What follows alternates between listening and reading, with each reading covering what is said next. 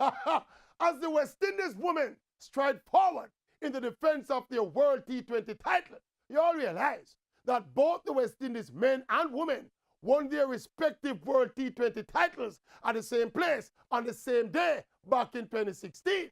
But while the Windies men's team seemed to be falling apart and looking like a shadow of the 2016 champion unit, the women's team has improved and continues to improve and are playing with more efficiency, self-belief, and confidence. They look like a stronger, more complete team than the team that won in 2016.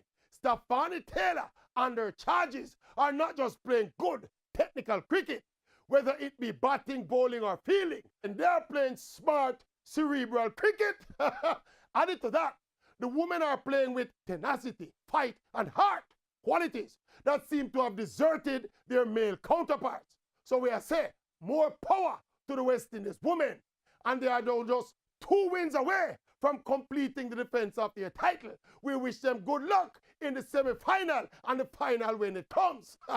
You all realize though that the 2020 format of cricket generally became the saving grace for West Indies cricket. Now it's down to the female version of the T20 format that is taking shame out of West Indian people's eyes. Right about now, from us West Indies cricket, give it the girl them. In fact, cricket or no cricket, give the Margaret the girl them. Give the Margaret the West Indian girl them.